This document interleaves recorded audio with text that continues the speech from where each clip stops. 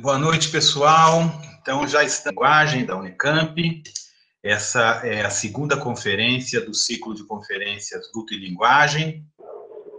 Nós tivemos há pouco tempo a primeira conferência, que foi com o professor Trajano Vieira, que falou de Antígona.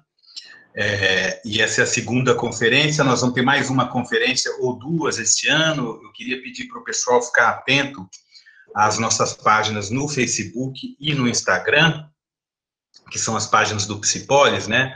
Essa é uma atividade de um grupo de pesquisa que ocorre Psicanálise, Política e Significante, que é um grupo de pesquisa que faz parte de um centro de pesquisa, que é o Centro de Pesquisa Poemas, né? Que é coordenado pela professora Mônica Zog Fontana. Então, nós temos várias atividades, né? E uma dessas atividades é o ciclo de conferências Luto e Linguagem, que eu já quero agradecer ao Thales, que é quem está coordenando de maneira mais próxima esse ciclo de conferências, né? E hoje, especialmente, eu quero agradecer também a Anelisa. A Anelisa é quem... esse ciclo de conferências, ele é pensado de uma maneira bem democrática no nosso grupo, as pessoas sugerem nomes, a gente discute um pouco, né? Pensa um pouco no trabalho que cada um dos nomes que são sugeridos tem, e daí a gente, enfim, decide se tem pertinência com as pesquisas que o grupo está fazendo. E quando a Anelisa falou do Daniel, logo a gente se interessou em ouvi-lo, né? Foi uma proposta da Anelisa que imediatamente foi aprovada por todo mundo, e a gente fica muito feliz que o Daniel tenha aceitado, né? O Daniel de Luca Reis Costas, que vai falar sobre morte e vida nas ruas de São Paulo, reflexões sobre o luto e a luta. Eu vou passar a palavra para a Anelisa, que vai apresentar de maneira, né, mais detalhada o Daniel, mas quero de novo agradecer a Anelisa. A Anelisa, ela é do nosso grupo de pesquisa, ela é também doutoranda aqui no Instituto de Estudos da Linguagem da Unicamp, ela tem um trabalho aí já de algum tempo, né, desde a iniciação científica, depois do mestrado, com questões muito ligadas à rua, né, a pessoas em situação de rua, etc., né, pensando um pouco para onde se encaminha agora essa próxima etapa do trabalho dela.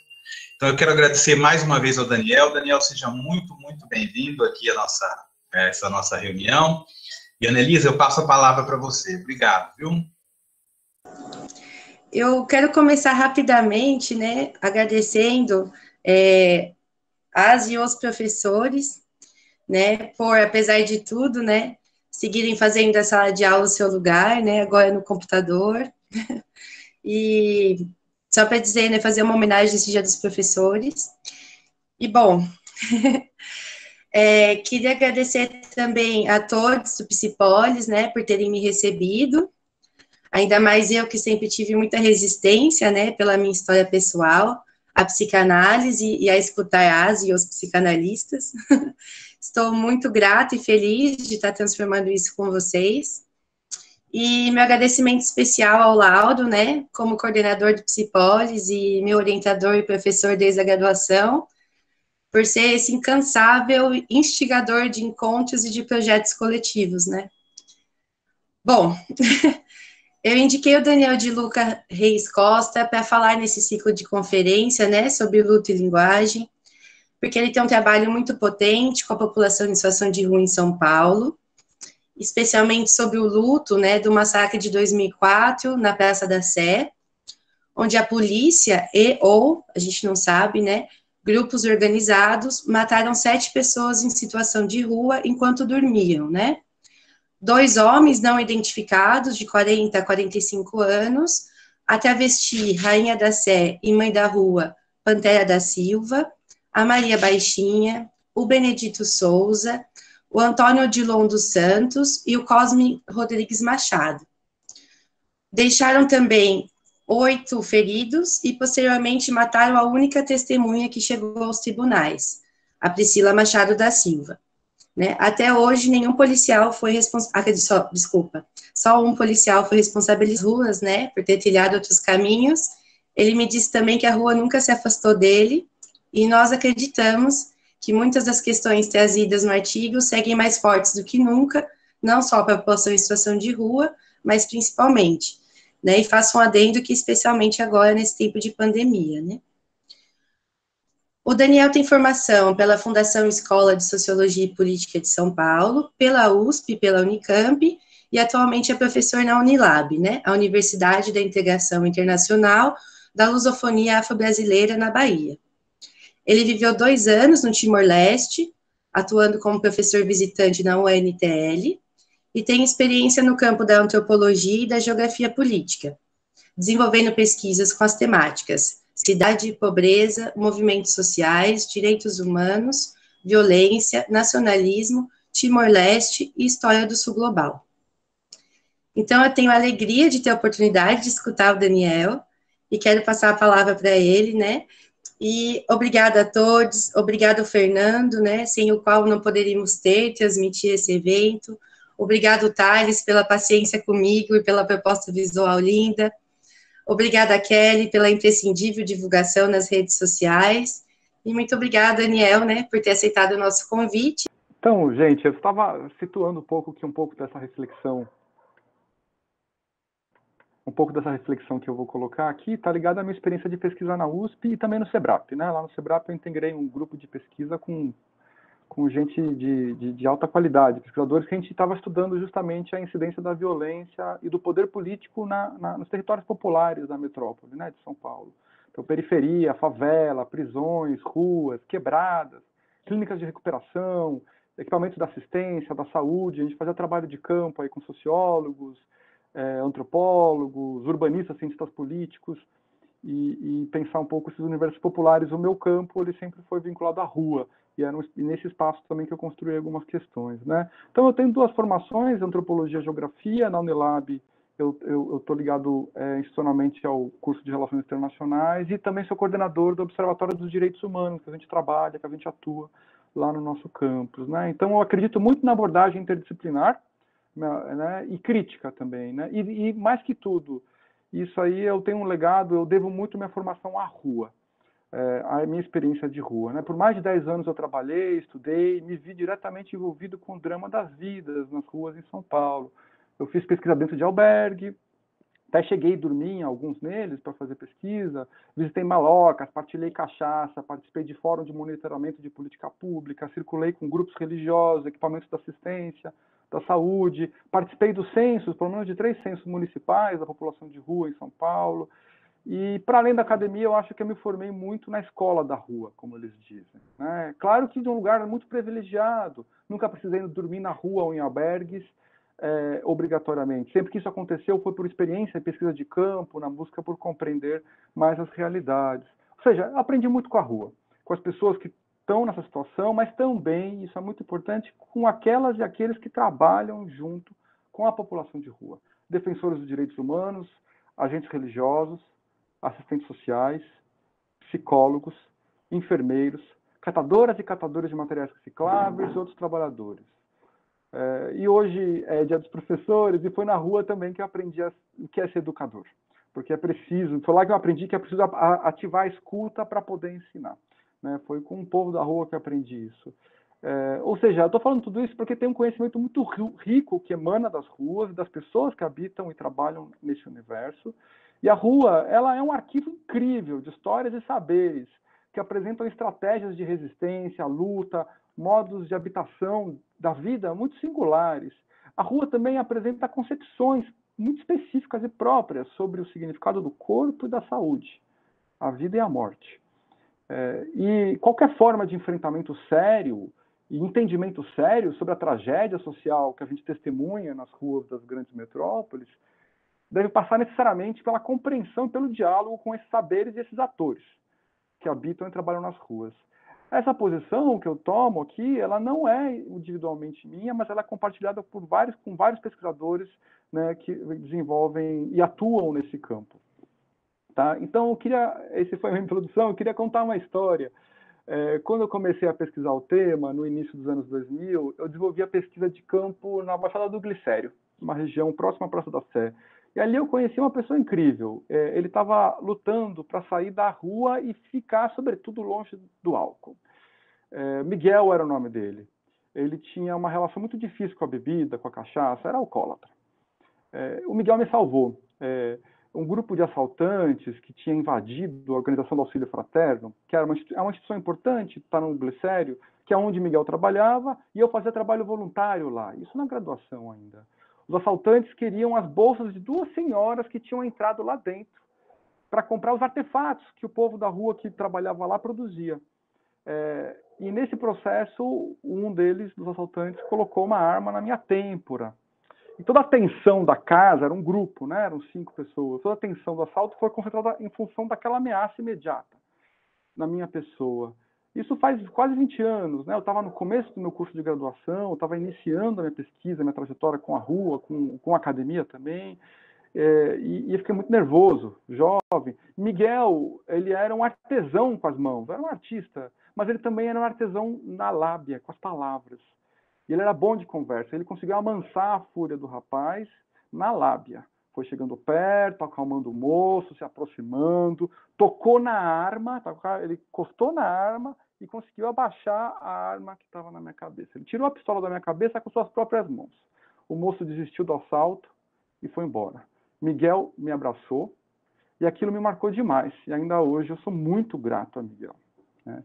Alguns anos depois, durante minha pesquisa de mestrado, quando entrei no curso, na pós de antropologia, o Miguel teve uma recaída. Ele caiu, a gente fala, caiu na rua. Voltou a beber muito, parou de trabalhar e, por vergonha, passou a evitar as pessoas do meio do trabalho, da UAF, onde ele trabalhava e onde eu tinha mais relações. Ou seja, eu perdi contato completo com ele, né? Eu me lembro que era inverno e ele estava na rua. A gripe que ele tinha se transformou numa pneumonia e nós perdemos Miguel. Quando eu soube, me disseram que ele morreu de rua. Essa foi a frase. Ele morreu de rua. E essa é uma terminologia comum na linguagem das ruas, que aponta para as causas naturais de óbito de uma pessoa que vive nessa situação. Hipotermia, pneumonia, tuberculose, agravamento de questões pulmonares, também cardíacas, deterioração de outras infecções, morrer de definhamento corporal e por falta de atendimento médico básico é um sentido comumente associado à expressão morrer de rua. O assalto que vivi e também a morte de Miguel me ensinaram sobre a vulnerabilidade da vida nas ruas e sobre o que significa morrer de rua. O seu corpo foi encontrado sozinho no mocó em que estava dormindo, debaixo de uma árvore. Sua vida singular e brilhante nos deixou. No dia de hoje, estamos perdendo a vida de muitas outras pessoas. Pessoas em situação de rua e pessoas em situação de casa. Domiciliadas, pessoas não domiciliadas. A notificação, pelo que eu tive acesso, de hoje, né, o Brasil tem 152 mil brasileiros mortos por Covid no nosso país. A gente não precisava e não deveríamos perder essas pessoas. Elas fazem falta.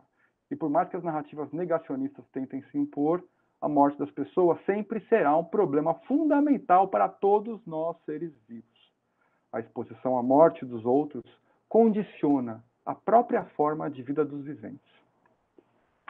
Na literatura em ciências sociais, o tema da morte ensina que o fim da existência física e biológica adquire formas muito distintas, de acordo com o contexto cultural, histórico, geográfico em que se realiza. Isso aparece, por exemplo, nos estudos clássicos da Escola Sociológica Francesa, o trabalho de Émile Durkheim sobre o suicídio, ou também de Robert Hertz e Marcel Mauss sobre a ideia coletiva de morte. O que é legal desses estudos, na verdade, da Escola Sociológica Francesa, é que eles foram importantes para destacar que a morte deve ser tratada como um fato social total, um termo do Mauss. Ou seja, para entender a morte, a gente precisa entender as 3 dimensões, bio, psico e social. O fenômeno biopsicossociológico. E isso estimula uma abordagem integrada e interdisciplinar da questão. No campo dos estudos históricos, foram os historiadores das mentalidades, aqueles que primeiro se aprofundaram no tema da morte. O trabalho do Philippe Arrien é um pouco clássico nesse campo, e há muita crítica, inclusive. Mas ele destaca que no Ocidente europeu, o processo de urbanização, industrialização, racionalização e medicalização da vida fez a morte se tornar recalcada, lançada por bastidor da sociedade. Ela se transformou numa espécie de objeto de asepsia, ocultamento e neutralização. Nesse processo, ela deixou de ser pública, tornando-se cada vez mais experiência privada e de privação dos moribundos. Moribundos que deveriam morrer sós, solitários, no hospital, enrolados em lençóis brancos, dopados por medicamentos e em silêncio.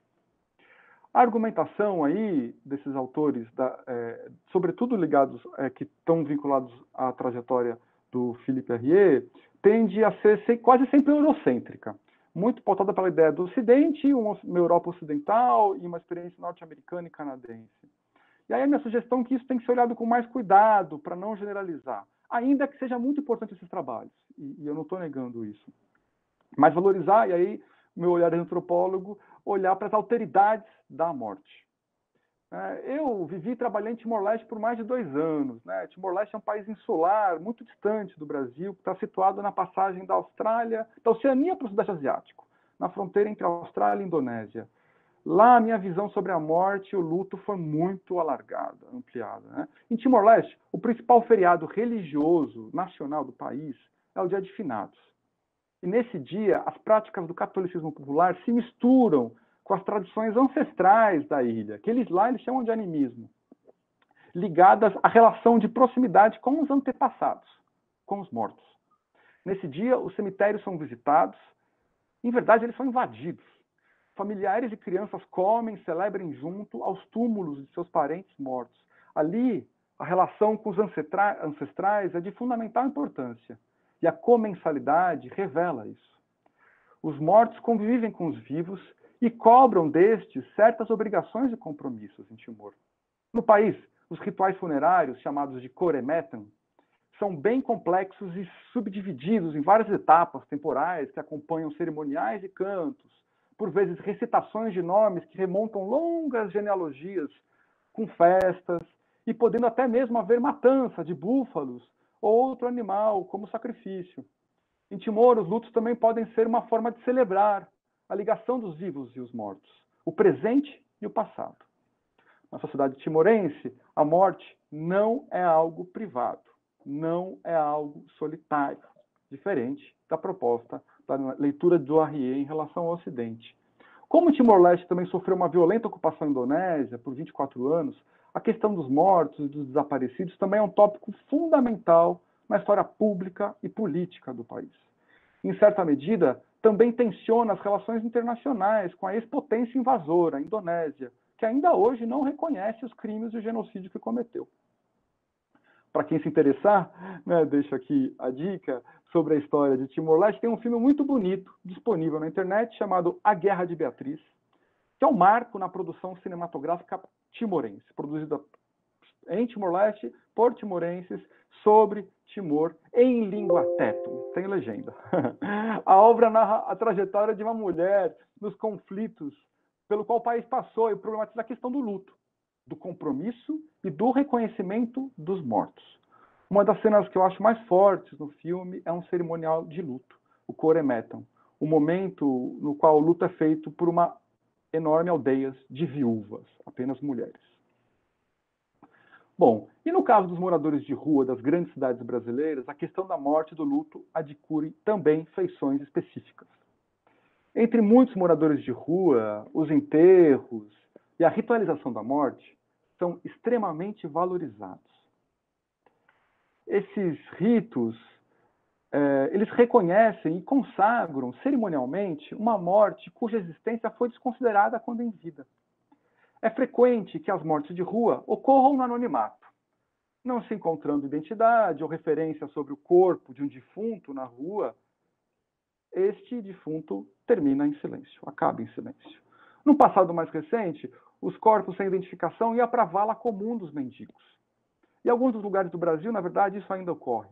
Hoje, em São Paulo, até onde eu levantei, o corpo ele é individualizado, não vai para a vala coletiva.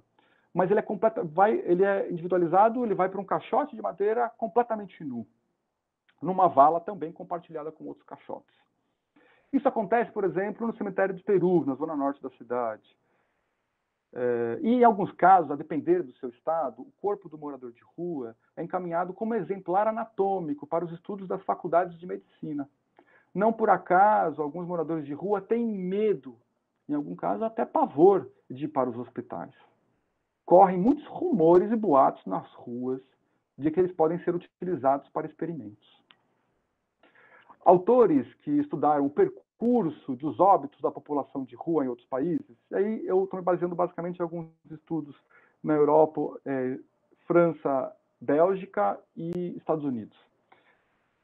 Esses autores eles desenvolveram a ideia de inserção pela morte, pois a inserção do morador de rua pela morte, pois uma vez morto, o morador de rua se encontraria numa inscrição social, medical e administrativa idêntica aos outros cidadãos. Ou seja, pelo menos nesse momento, a pessoa em situação de rua poderia ser considerada igual às outras. Por isso, a identificação do corpo é importante. Faz com que, pelo menos em morte, o sujeito seja reconhecido como tal, tenha nome, seja alguém, e não indigente, indiscernível, cuja partida passa despercebida. Sobre isso, eu lembro de uma queixa que eu vi na rua. Pelo menos na hora de morrer, a gente podia ser tratado como todo mundo.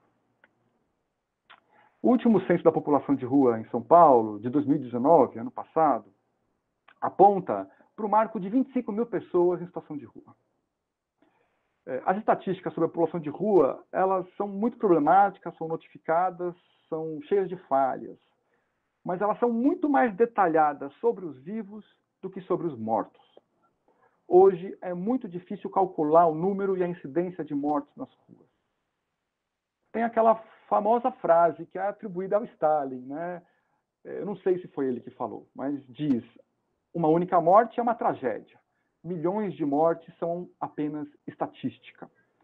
No caso da população de rua no Brasil, nem isso parece ser possível, já que é muito difícil fazer essas mortes se tornarem estatísticas, serem transformadas em número. E a luta pelo reconhecimento do número de vivos e mortos, a contagem e a formação de estatística, Foucault diz que é a linguagem do Estado, é o modo como a gente consegue apelar ao Estado, né? A estatística é uma luta, a luta pela estatística é muito importante entre as pessoas que defendem os direitos da população de rua. Quando eu estive em Paris, eu também participei de pesquisas comparativas com o Sans Domicile Fixe em Paris.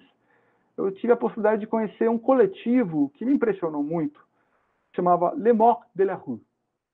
É um coletivo formado por estudantes, pesquisadores, tinham lideranças comunitárias também, ex-moradores de rua e também parentes de moradores de rua que faleceram. Esse coletivo ele tem como objetivo ritualizar, lembrar e render homenagem aos mortos nas ruas. Ou seja, eles desenvolvem todo um esforço investigativo, eles têm relações com as universidades para tentar descrever os percursos e estudar os óbitos da rua, né? O que a gente podia chamar de uma tanatografia, por oposição ao que seria uma biografia. Tá? Eles também levantam e cruzam estatísticas para tentar descobrir as causas da mortalidade das pessoas sem domicílio. E para então denunciar isso publicamente, pressionar o poder público, chamando a responsabilidade pelas mortes. A situação de Paris é muito diferente de São Paulo, inclusive porque lá as mortes violentas são bem menos frequentes que as daqui. O caso que eu contei anteriormente a respeito da morte de Miguel ocorreu 15 anos atrás. Foi um caso de morte morrida e não de morte matada. E pouca gente ficou sabendo daquele caso, apenas as pessoas mais próximas. Mas um ano antes da morte de Miguel, ocorreu em São Paulo um outro evento que teve maior alcance público. No dia 19 de agosto de 2004, sucessivos ataques aos moradores de rua que pernoitavam na Praça da Sé ganhou um noticiário nacional e internacional. Jornais, as autoridades públicas falavam de chacina, extermínio e assassinatos. Mas, com o tempo, o termo massacre acabou se estabilizando como um descritor do evento.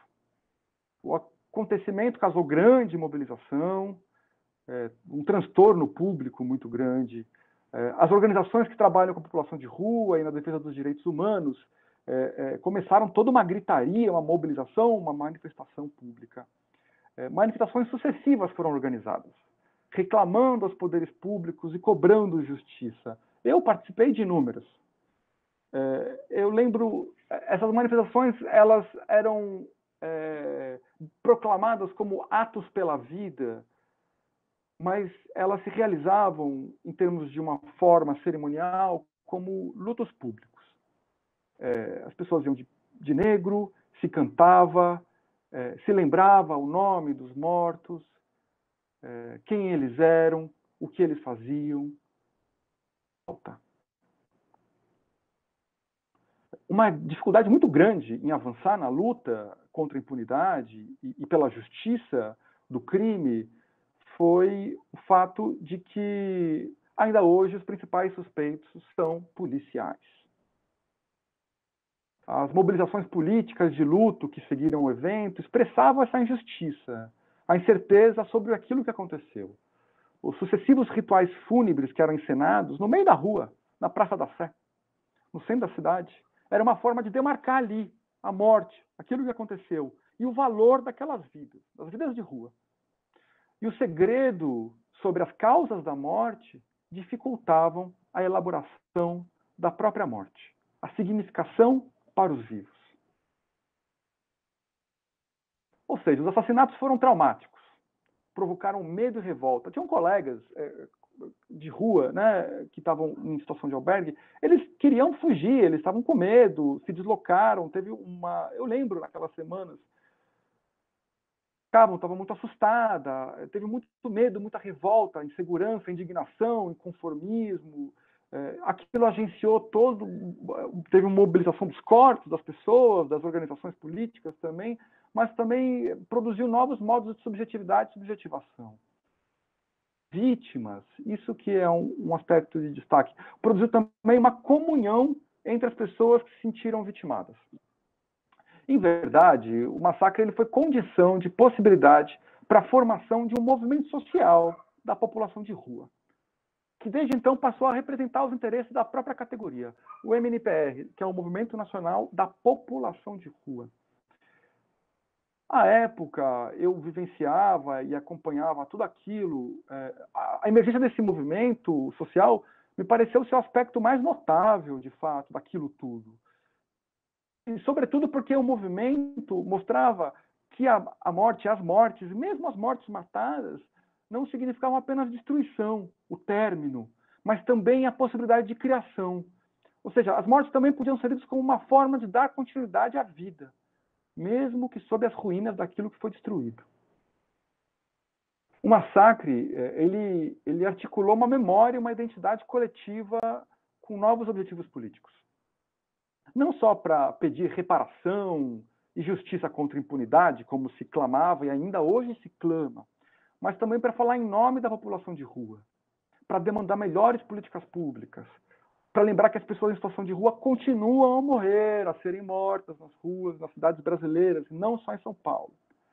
A data do massacre, do primeiro massacre, que no dia seguinte teve outros assassinatos também, do primeiro massacre, a data, dia 19 de agosto, acabou por entrar no calendário das lutas sociais e transformou-se no Dia Nacional da Luta da População em Situação de Rua.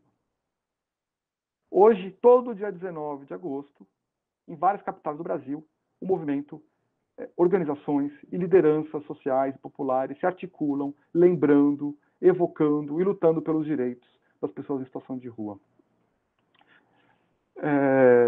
Eu acompanhei de perto um pouco essas mobilizações e eu lembro que no aniversário do 5º ano do massacre, eu fui convidado para participar como um debatedor numa mesa à época.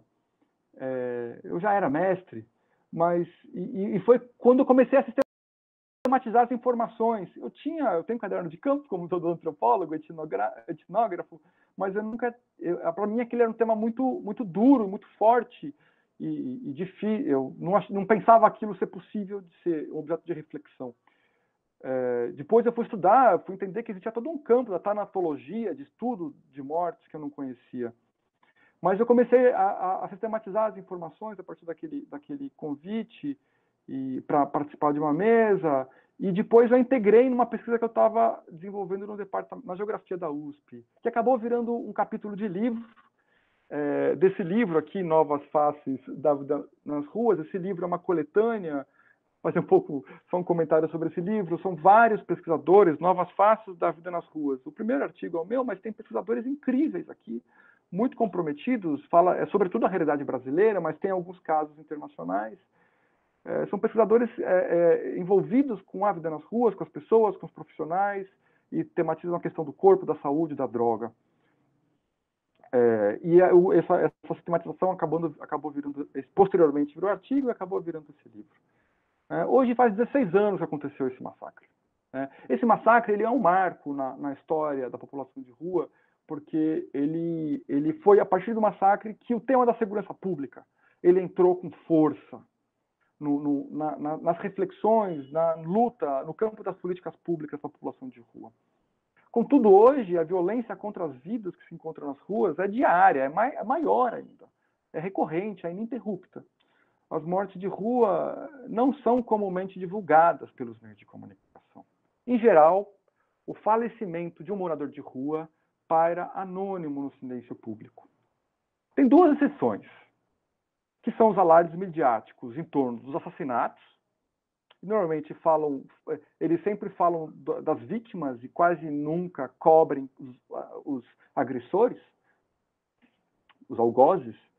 Então, um caso são os assassinatos, que os meios de comunicação cobrem, o outro caso são quando os meios de comunicação afirmam que o frio mata.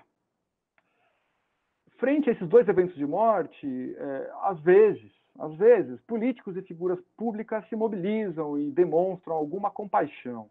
Tá? No caso de quando o frio mata, operações inverno, são momentos das chamadas operações de inverno, ou chamadas frentes frias. Em São Paulo isso é institucionalizado, em outras cidades do Brasil isso é mais informal. Mas nesse momento, são momentos de grande mobilização da rede socioassistencial e da saúde, de tentar acolher a população em situação de rua, para evitar que o número de mortes na rua aumente por conta da hipotermia. Com frio, a pessoa em situação de rua ela bebe mais para dar conta do frio e sente menos frio, dorme e não acorda.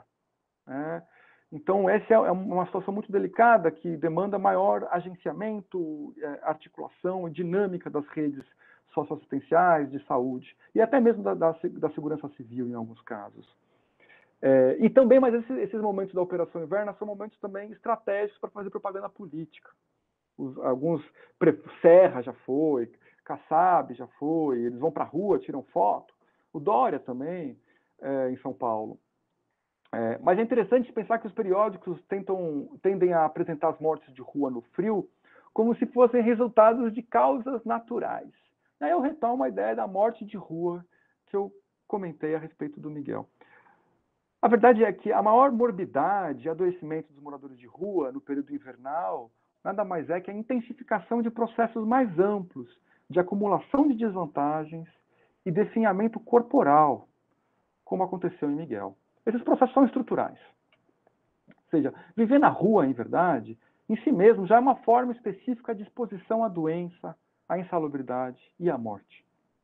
E aqueles com a saúde mais vulnerável, que contraem tuberculose, pneumonia, cirrose, hepatite, apresentam infecções expostas e outras enfermidades, esses encontram-se de fato mais debilitados e menos preparados para suportar as duríssimas condições de desabrigo nas baixas temperaturas. Portanto, é inexata, é imprecisa e incorreta a afirmação de que é o frio que mata a população de rua. São as condições no qual a população vive. Essas condições são estruturais. Viver na rua não é um fracasso individual, é um fracasso coletivo, é um fracasso nosso. Isso, pois as vidas de rua não estão igualmente expostas também às mortes no inverno. As pessoas que estão na rua também, elas sofrem diferentemente com o frio e com as intempéries. Elas estão diferentemente expostas à morte. Ou seja, é uma partilha assimétrica do infortúnio no mundo das ruas. Os profissionais do cuidado, da assistência, da saúde, os psicólogos, os trabalhadores sociais, eles sabem disso.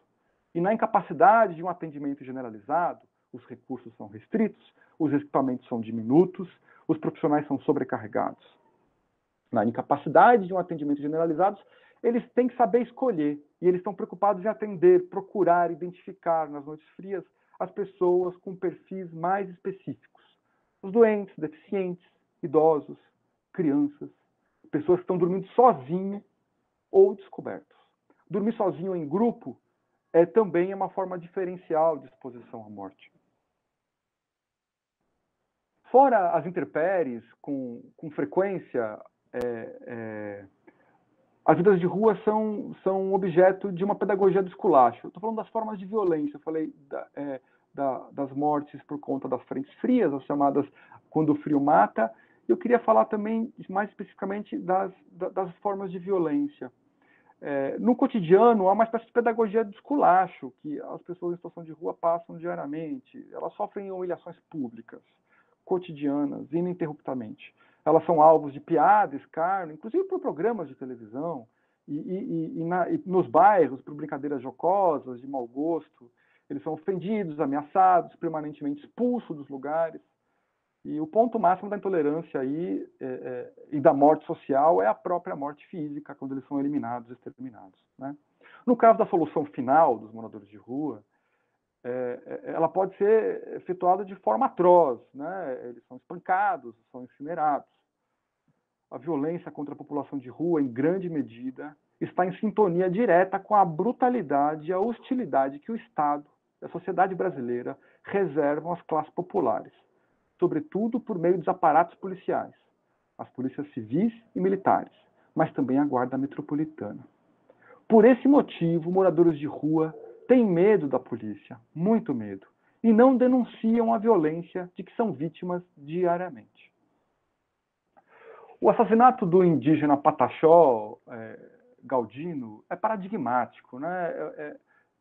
Ele estava dormindo no ponto de ônibus em Brasília e foi incinerado enquanto dormia. Os responsáveis pelo homicídio, 2 jovens, filhos da elite política de Brasília, hoje estão em liberdade. Perante o juiz, o seu ato. O ato de botar fogo numa pessoa dormindo na rua. Eles justificaram esse ato porque não sabiam que era um indígena. Eles pensavam que fosse um mendigo. Atear fogo, carbonizar corpos, incendiar o outro. O gesto de queimar as vidas de rua expressa talvez o significado máximo da própria ideia de pureza e purificação urbana que se quer impor com a destruição de seres vistos como sujos e poluidores, corpos abjetos e nocivos. Hoje, com a pandemia, se pede para as pessoas ficarem em casa, em quarentena. E quem não tem casa? Vai para onde? E quem não tem documento? Muitos moradores de rua não puderam ter acesso ao auxílio emergencial, de R$600 e agora de 300. Devido, sobretudo, à dificuldade de lidar com a burocracia documental demandada. As cidades brasileiras também não possuem banheiros públicos adequados para se lavar. Assim, eles têm dificuldade para lavar as mãos e para se banharem. Recentemente, nesses dias, um candidato à Prefeitura de São Paulo, líder nas pesquisas, afirmou que moradores de rua são mais resistentes à Covid-19 por não tomarem banho. O candidato demonstrou uma dupla ignorância em relação à questão social urbana e também em relação à saúde pública. Em todo caso, no contexto da pandemia, os equipamentos, abrigos, as casas de acolhida da população de rua estão superlotados. E a maioria das iniciativas de prevenção tomadas nas redes socioassistencial e nos CAPs também, em vários municípios brasileiros, não vêm de ordens do governo executivo, seja municipal, estadual ou federal. Essas tomadas de prevenção provêm dos próprios profissionais que trabalham ali e buscam se informar dentro do possível, tentando implantar de modo muito complicado, delicado, precário, os protocolos de biossegurança. O desgaste desses trabalhadores é enorme, é dramática a situação. Em contextos não pandêmicos, o desgaste desses trabalhadores é enorme. Em cidades como Salvador, onde eu me encontro, São Paulo, Rio de Janeiro, há uma circulação muito grande de psicofármacos nas ruas, antipsicóticos, sobretudo para lidar com os surtos e as crises das próprias pessoas que se encontram em situação de rua. E também antidepressivos com os profissionais, para dar mais conforto e tornar possível e tolerável o trabalho. Mas nessa situação da pandemia, o desgaste e a sobrecarga é maior ainda. E o contágio, a possibilidade de contágio nesses espaços é maior. é grande.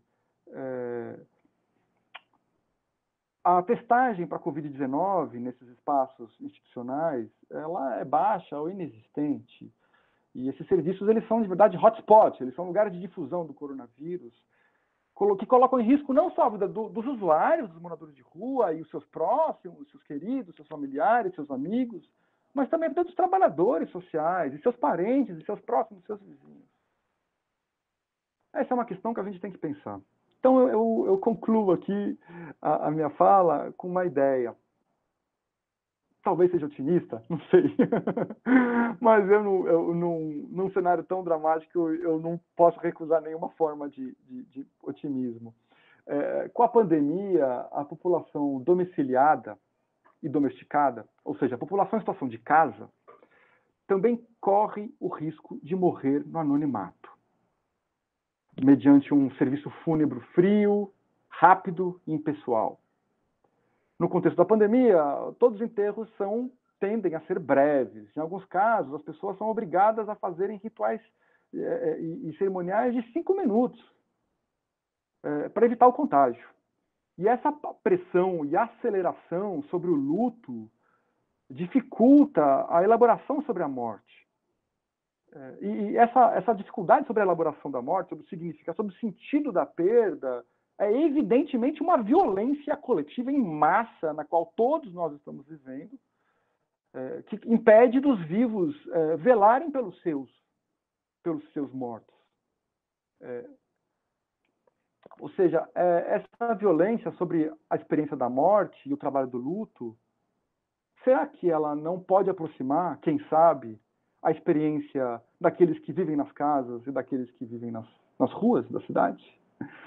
Então, eu termino com essa questão e eu queria agradecer o convite, mais uma vez, a participação, e queria muito conversar com vocês, ouvir a opinião, ouvir reflexões, questionamentos e aprender também com vocês. Obrigado, gente. Achei brilhante, assim, a fala do Daniel, e, assim, um primeiro aspecto que eu queria ressaltar é que, ao mesmo tempo que o Daniel vai dando um nível digamos assim, de detalhe para o tipo de vivência e de experiência de subjetivação, de experiências materiais de vida que há na rua, quer dizer, vai tirando esse nome de morador de rua, pessoa em situação de rua, de uma certa uniformidade, né? Tem muitas coisas diferentes, né, acontecendo, né? Então tem esse nível de detalhe que eu achei impressionante, né? Ao mesmo tempo, parece que o Daniel mostra também, assim, uma certa coisa que se repete o tempo todo e que é estrutural, né? E que atinge essas pessoas, né? E aí, pensando um pouco mais nas pesquisas do nosso grupo, na questão do luto, né? Sim, essa última coisa que o Daniel falou, assim, eu achei impressionante, porque, assim, é quase uma esperança, né? De que, talvez pela morte, a gente possa, de algum modo, se identificar, né, com essas pessoas, né, que talvez, né, por o modo como a morte está se dando agora, de maneira meio anônima, rápida, sem ritual, né, em que, enfim, os nomes não contam muito mais também, 150 mil, 152 mil, 153 mil, que talvez isso seja um passo para que a gente possa, enfim, considerar que tem algo em comum com essas pessoas, né. Então, assim, eu ainda estou muito sob o efeito do que o Daniel falou, e assim, tem muitas coisas que eu acho que o Daniel trouxe importantes. Uma é essa questão que eu acho também importante, e aí, Daniel, fica à vontade para você comentar o que você quiser, assim, não são nem perguntas propriamente, né? Eu acho que essa questão do eurocentrismo que o Daniel traz é também muito importante para a gente.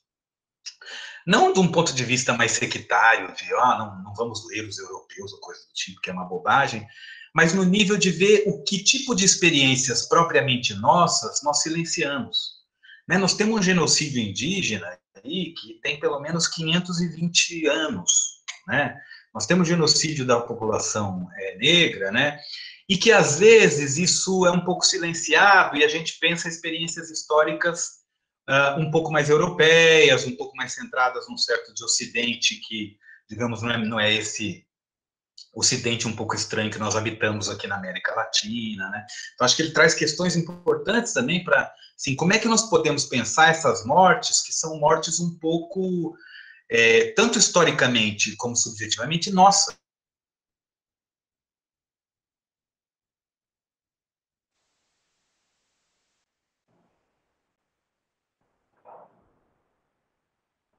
Consideram, assim, fundamentais, e é interessante também, assim, e aí concluo, como o Daniel começou por uma questão que para a gente é essencial, né, que a gente já discutiu em outras reuniões, que é assim, como o fato de que não haja luto público leva a nossa história a uma espécie de rodar em falso, de voltar para o mesmo lugar sempre, porque há uma certa experiência de publicidade do luto, de experiência coletiva de luto que não se dá, que nunca se dá, né? E que faz com que a nossa história meio que fique condenada a uma certa repetição e uma não elaboração, né? Uma certa não elaboração, né? Que poderia, enfim, colocar a gente num outro lugar. Eu teria muito mais coisa a dizer, assim, agradeço imensamente ao Daniel, assim, brilhante a sua fala, Daniel, acho que assim, abriu muitos horizontes para a gente pensar aqui, e, bom, fica à vontade para comentar o que você acha mais importante aí, e todo mundo fique à vontade para falar também. Muito obrigado. Obrigado, obrigado. Eu não sei, obrigado, Lauro. Muito gentil suas palavras. Eu já pensei em várias coisas até, mas eu acho que talvez a Anne também queira colocar questões. Ana. Então, mas eu não sei. Vou colocar agora. Tenho várias, mas mas eu queria. Por mais que eu perguntar uma que toca bastante, acho que no que a gente estava pensando aqui também, que é as diferenças, diferentes nuances desse luto público, né?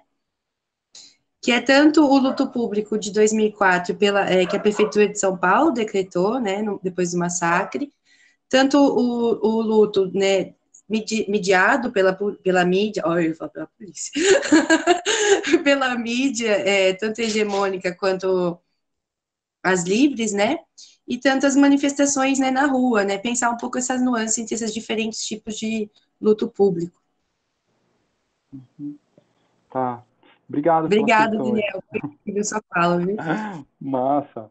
É, é, só começando então um pouco, acho que pelas as questões do Lauro, o Lauro colocou questões que são importantes, e importantes no sentido que elas não têm resposta, mas elas fazem a gente fazer o moinho analítico girar. Essa coisa da repetição e a reflexão crítica sobre uma possível estrutura um pouco triste, até demoníaca, desse incômodo em relação ao luto. Eu falei, né, que a partir do massacre, o tema da segurança pública entrou de vez no campo de debate da população de rua. E depois se radicalizou. Isso está muito forte no livro da professora Taniele Rui, ela é minha colega da Unicamp. Ela tem um livro muito bacana, que é nas tramas do crack. Ela está focalizando na questão das drogas, mas é a partir daí também como que a droga, a gente começa a entender a rua pela droga. Né? Então a gente deixa de entender a rua pelas vidas que estão na rua, pela ausência de direitos, pela construção da cidadania que esses caras e da melhoria de vida que esses caras deveriam ter, mas sim por uma ameaça. Né? Então, a ideia de população de rua como ser poluente, uma poluição simbólica ou uma poluição efetiva, que seja, e aí com a questão das drogas e da violência, ela ficou mais forte ainda. Né? Então, se misturou o tema da guerra às drogas. E isso legitima, normaliza, naturaliza, não sei qual termo usar, de um modo mais radical a violência que essas pessoas sofrem. Isso é muito dramático. Então, o que a gente tem visto, pelo menos eu tenho visto e tenho acompanhado nas pesquisas de alguns colegas, é uma maior incidência. Né? Então, tem uma radicalização dessa violência nas ruas. A gente fica muito preocupado na medida em que, se em um certo momento, isso vai se tornar intolerável para alguns gestores e essa solução final que eu comentei, ela não se torne uma política pública. Veja só, o Brasil não tem pena de morte. Mas a gente sabe que a gente sabe, né, que muitos policiais, ou seja, a violência policial e o assassinato policial, ele é aceitável. E, obviamente, não é qualquer assassinato. Tem categorias de populações que são matáveis.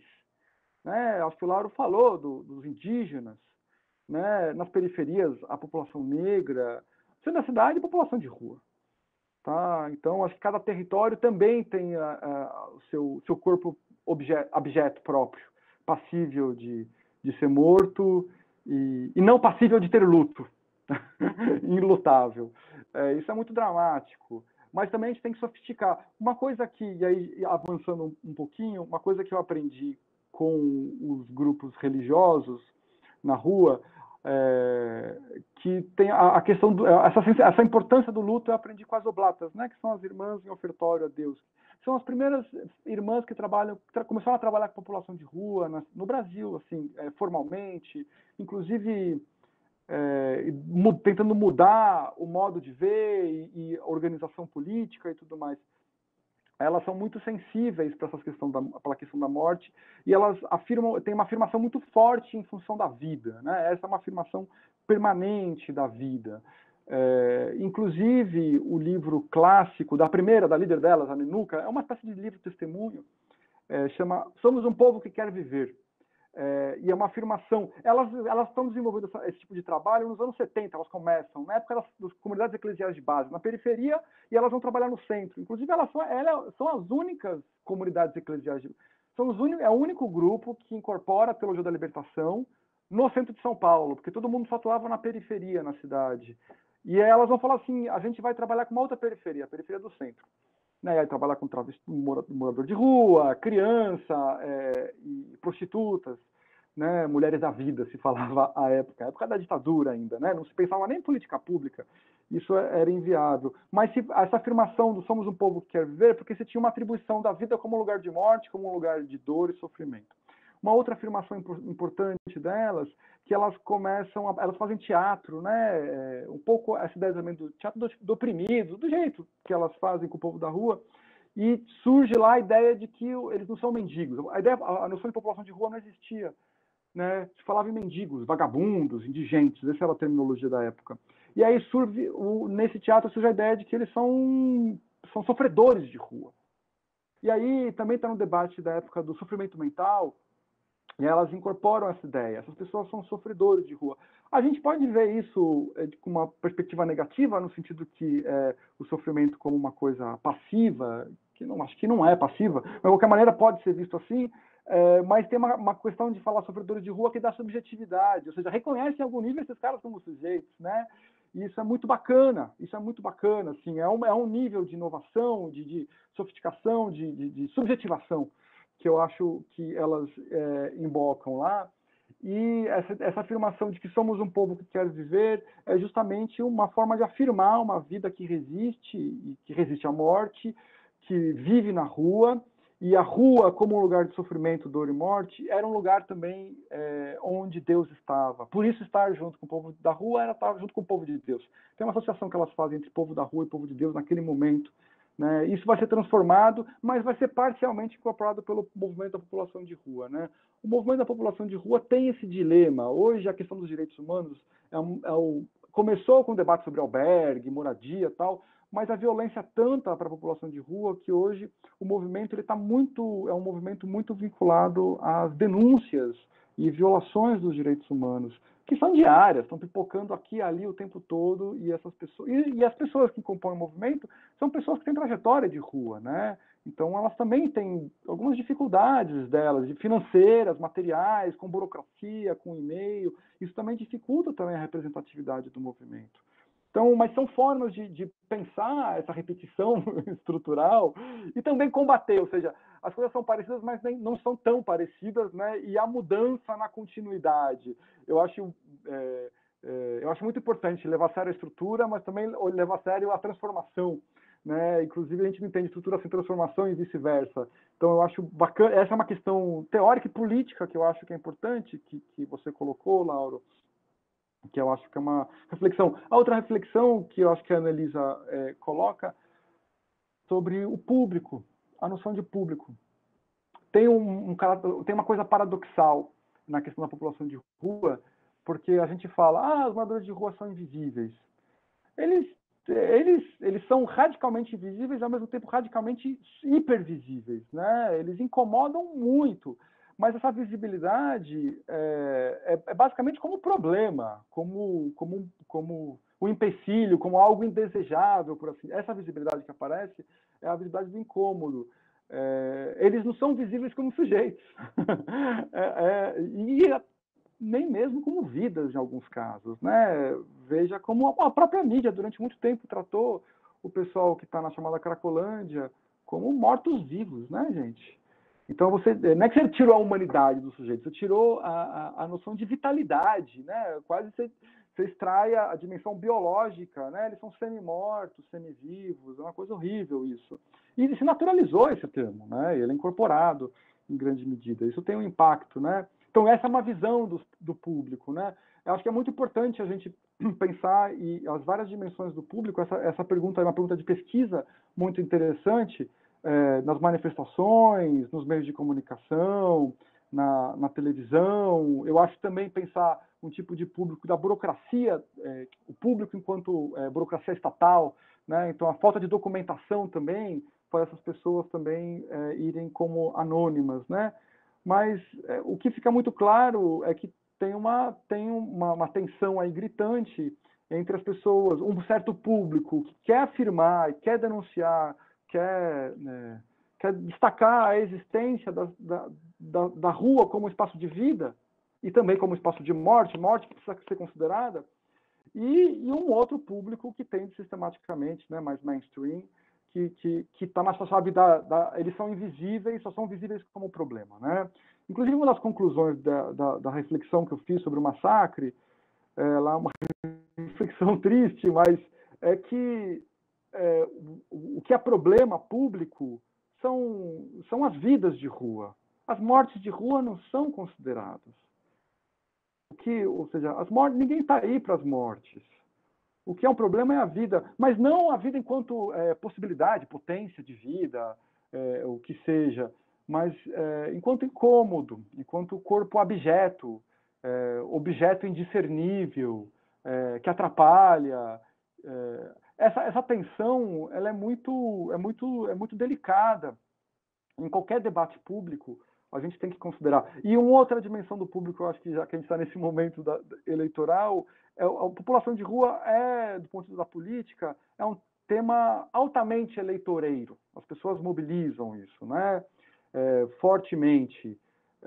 Eu falei do líder, né, na corrida da Prefeitura de São Paulo, mas também há um outro candidato também que sistematicamente atacou o Padre Júlio recentemente. E são ataques mesmo, né, de ofensa, falando que atrapalha, como se o incômodo da vida de rua, né, a vida de rua como incômodo, fosse responsabilidade do padre e tudo mais. Isso gerou ameaças efetivas, né? O padre foi ameaçado de morte, Padre Júlio.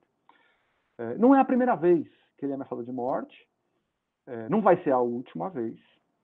Mas uma coisa é fato, ou seja, sobre aqueles que podem ser mortos, a violência pode se incidir, de fato, para silenciar a existência física. Agora, sobre aqueles que a violência física não pode ocorrer, se busca fazer um silenciamento social ou uma morte social, tirar a pessoa do espaço público, né? Então, uma tentativa de intimidar um porta-voz, o Padre Júlio, por bem ou por mal, ele é um porta-voz muito importante da população de rua, né? Ele é o vigário da pastoral do povo da rua. Ele tem um papel muito importante, histórico, com a população de rua.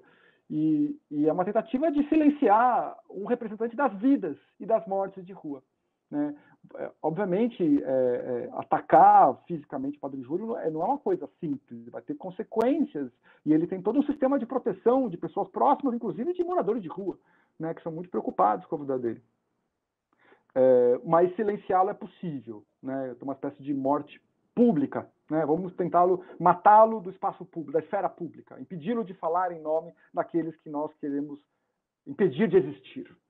Então, essa é uma dimensão dramática, que eu dei o exemplo da população de rua e do Padre Júlio, mas isso a gente vê nas periferias de São Paulo, né, as lideranças indígenas, né, estão sofrendo ameaças sistemáticas hoje, e cada vez mais, não só pelo policial da esquina, né, cada vez mais pelos militares de plantão que estão assumindo o cargo do executivo, e publicamente, nos meios de comunicação. Isso foi naturalizado, normalizado e banalizado de uma forma que Hannah Arendt não imaginaria com o termo dela de banalidade do mal. Eu acho que eu pensei um pouco nessas questões a partir das reflexões que a Ana fez, que o Lauro fez, e vocês fiquem à vontade. Ô, Thales, acho que tem algumas perguntas lá no YouTube, não tem? Tem, eu pesquei por enquanto uma só, e vou formular uma minha também. Vou aproveitar a oportunidade de ter aberto o microfone. Tem várias questões interessantes, obrigado pela palestra, assim, foi muito forte as questões que você coloca. É até difícil formular uma questão de tantas perspectivas que você coloca. Uma que me chamou muito a atenção foi a questão do luto público como uma crítica para o Arrier. E você trouxe a questão da história do Timor-Leste. Eu queria... só um comentário, não sei se dá para fazer essa ponte com a história do Brasil, como é que a gente poderia pensar essa diferenciação da passagem da morte domesticada para a morte selvagem na Europa e no Brasil. Eu também pensei na questão do cemitério de Perus. É muito interessante que ali foram achadas, se não me engano, 1.049 ossadas, mas tem toda uma busca de identificar um número muito pequeno de pessoas mesmo. Parece que tem um grande silêncio mesmo sobre essas ossadas, sobre esses mortos. Parece que a gente tem mesmo nessas políticas de memória, essa divisa entre as vidas ilutáveis e as não ilutáveis. Bom, vou ler a pergunta do YouTube, ela foi feita por Elisvânia Gomes da Silva. Professor Daniel, podemos dizer que é uma formação imaginária indissociável que associa os moradores de rua como usuários de drogas? Obrigado. Eu não sei se eu consegui colocar bem as questões, se quiser... Thales, qual é o nome da pessoa que fez a última pergunta? Elisvânia Gomes da Silva. Elisvânia, tá certo. Obrigado. Eu vou começar... Obrigado, Thales. Obrigado, Elisvânia. Eu vou começar por pergunta dela, só que acho que tem a ver também com o que eu estava falando antes, que acho que é um pouco mais fácil. A relação entre rua e droga, em termos mais diretos, assim, os estudos históricos sobre população de rua no Brasil, essa questão não aparece, né? O primeiro estudo a primeira monografia sociológica, por assim dizer, sobre o fenômeno, chama Os Mendigos na Cidade de São Paulo, no Brasil, né? Foi feito pela Marie Gislaine Stoffel. Eu saí catando no livro até, ela fala em tóxico, mas ela não consegue especificar exatamente o que é. O que aparece é cachaça. E naquela leitura, ela vê a cachaça como uma forma de lidar com o sofrimento da rua, e também como uma forma de automutilação, de até mesmo em termos mais fortes de suicídio. Né? Mas ela é muito interessante, ela não resolve o problema, mas ela é interessante isso, porque ela vê que tem uma coisa da morbidade pela relação com o álcool, mas ela fala que também a escolha da pessoa beber e estar na rua e poder beber tem um certo nível de capacidade de autodeterminação da vida dos sujeitos. Tá? Tem uma reflexão interessante, é bem inovadora, mas está lá. Mas os estudos sobre droga em rua vão aparecer nos anos 2000 mais forte. Tá? O trabalho da Taniele, que eu comentei, ele é referência absoluta. É um trabalho muito bonito também, quem se interessar, eu sugiro que leia. Tá? É um trabalho muito bacana, assim, eu gosto muito da Taniele, ela é muito sensível, e essa reflexão sobre o corpo e a saúde aparece muito no trabalho dela. Mas, de modo mais geral, as pessoas podem estar na rua por causa das drogas, aí o crack, mas também outras substâncias também, né? A cachaça e outras substâncias, a cola, mas é mais frequente, né? Essas mais baratas, que são mais acessíveis.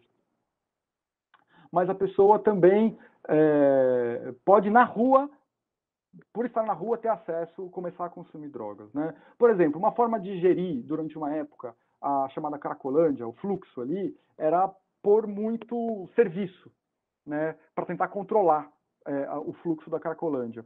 Só que acontece, você coloca muito serviço a agente de saúde, de assistência social ali. Você coloca muito agente ali, pessoas em situação de rua de outros lugares vão para lá só para ter acesso ao serviço, porque em outros bairros elas não conseguem, né? E aí ela vai parar no meio do mundo do crack para ter acesso a um direito, né? Um direito social dela.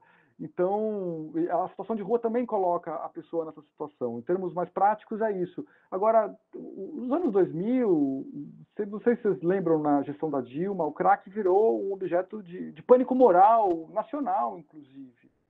E é possível combater o crack, tinha até uma Kombi com cachimbo em cima. Então, tem várias estratégias, vários discursos nesse sentido.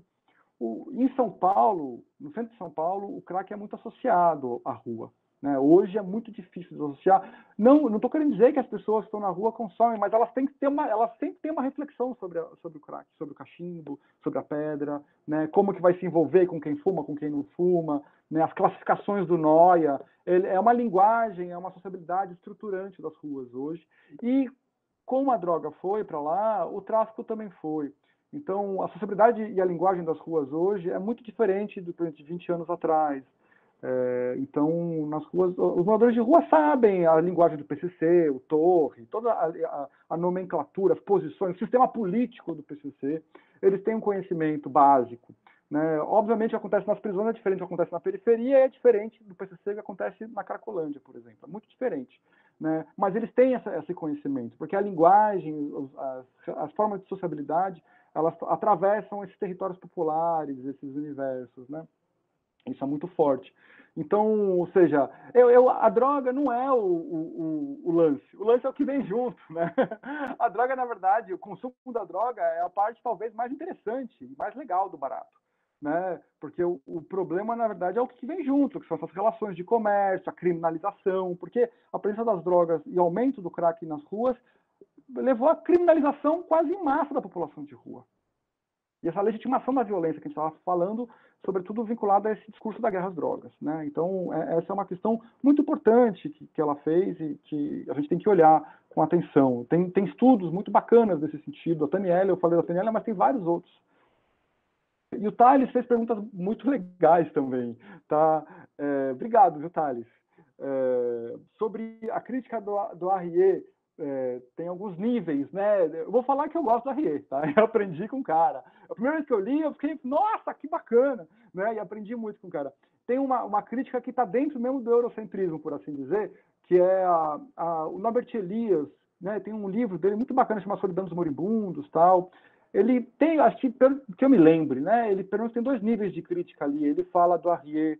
Ele critica o Arrier, porque o Arrier teria uma coisa muito descritiva, o Norbert Elias é um cara mais teórico, então ele quer ver uma estrutura teórica, uma armação conceitual mais dura ali, e tem a coisa do processo civilizador do Elias. O Elias também, eu acho que tem uma chave eurocêntrica muito forte, mas ele também, uma das chaves da crítica ao Arrier é que teria que ter uma estrutura teórica, e é muito descritivo, seria muito descritivo o Arrier, ainda que ele reconheça a sofisticada documentação e levantamento historiográfico que o Arrier faz. E um outro nível da crítica do Elias é de que o Arrier sugeriria que no passado a morte pública seria uma morte bacana e agora, né, a morte seria ruim. O Elias fala, não, pelo amor de Deus, né? E aí ele fala dos suplícios públicos, né, uma série de coisas, o poder dos soberanos, né? Então não dá para romantizar. Antes era pública, era legal, agora ficou privada, ficou chata. Não é nada disso, não dá. Então esse é um nível da crítica que eu me lembre, né? E um outro nível da crítica que acho que sair do eurocentrismo, que é essa coisa mais antropológica e pós-colonial, talvez, que é pensar configurações de morte, de experiência, do morrer também, né? Lembrar que morte e morrer, né? Diz o Gilberto Freire, o Gilberto Gil naquela canção lá, não tenho medo de morrer, não são a mesma coisa, né? O morrer, a gente vive o morrer. A morte é um problema dos vivos, né? O morrer, você está morrendo, você está sentindo, você está indo. Mas o sair do eurocentrismo ajuda Tem casos. No Brasil, a experiência da população indígena tem o trabalho da Manuela Carneiro da Cunha, muito importante, né? Tem outros estudos sobre as sociedades indígenas no Brasil que apontam para isso. Os próprios estudos do Florestan sobre a guerra, né? A função social da guerra aparece lá.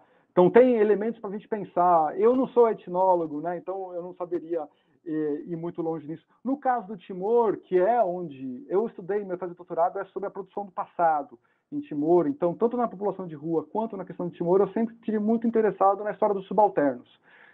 E no caso do Timor, tem a coisa isso me chamou muita atenção. Eu não sei, nunca li nenhum estudo específico sobre a morte lá em Timor, mas eu sei que tem formas de avaliar boas e más mortes por conta do luto. Um luto mal feito implica numa má morte. Uma má morte implica numa relação com os mortos complicada, né? Os rituais lulic sagrados no país, eles demandam uma série de prescrições, de regramento, uma espécie de pagamento, que aí você tem que visitar a casa sagrada, tem casas sagradas, um sistema de casas lá, e isso tem a ver com o sistema de parentesco também do país. Ou seja, quando morre alguém da família, você puxa toda a teia de parentesco. E a noção de parente e família lá não é a nossa noção de família, né? Uma família extensa, complexa, inclusive tem terminologias específicas para isso que a gente chama de primo de segundo grau, terceiro grau, né? Tem conceitos em tétum específicos para isso que eu não sei, também não é a minha área, mas mostra um pouco a complexidade do fenômeno da morte que traz a família toda para o evento. Então, morre um, todo mundo está vinculado. E se morre outro, também está todo mundo vinculado. E essa relação de reciprocidade, de dívida e independência é muito forte. E um último ponto, e aí esse ponto eu acho que eu não tenho tanto a contribuir, Thales, que é sobre os perus, né? O cemitério. Eu tento, né? Eu me interesso. Aqui a gente tem o Observatório dos Direitos Humanos e a gente se interessa pelo tema, mas tudo, o tema da memória, tal. Eu não estou acompanhando muito como está a situação, né? Foi um trabalho muito importante que começou pelo que eu sei, com a prefeitura do Fernando Haddad, né, na Secretaria de Direitos Humanos, de levantamento, de estudo do cemitério dos Perus. Agora, esse cemitério ele também é um cemitério que vai muitos corpos desses moradores de ruas anônimos. Inclusive, um dos lutos públicos, dos cerimoniais, dos protestos, esses atos pela vida que são lutos públicos que o padre Júlio Lancelotti coordenou, foi no cemitério de Perus, e foi justamente, falou assim, a gente tem que fazer aqui o cemitério da impunidade, porque aqui estão os mortos silenciados, que não foram enlutados, né? Aqui a gente reivindica a democracia, aqui reivindica coisas para além. A ideia de fazer um memorial, ele tinha uma ideia de fazer um memorial lá no cemitério de Perus, que vinculava tanto aos mortos pela ditadura militar, quanto os mortos por esse regime de difícil definição, esse regime político que a gente vive hoje, de difícil definição, mas não facilmente, a gente não pode chamar ele simplesmente de democrático, né? Eu acho que são essas questões que eu acho legal de trazer. Obrigado pelas questões, Thales. Daniel, vou trazer uma pergunta que está no YouTube, mas antes queria comentar contigo. A gente teve aqui num outro evento uma professora chamada Altaci Rubim, e ela é indígena e é professora da UNB ao mesmo tempo, né? E num certo momento ela disse uma frase que acho que ficou marcada aqui para todo mundo, que por conta da Covid e tal, o povo dela, que é o povo Cocama, estava impedido de fazer os rituais de luto. E ela diz claramente assim, o nosso luto está em suspenso. E como se isso não fosse um problema individual, assim, quer dizer, o próprio povo Cocama está em suspenso, porque é preciso fazer esse luto, né? É preciso que esse luto se encerre para que o próprio povo possa continuar essa história. Eu achei impressionante ela dizer isso, assim, nosso luto está em suspenso, né? Quer dizer, é preciso esperar aí, ver o que vai acontecer, quando é que a gente vai poder fazer isso, de fato, né?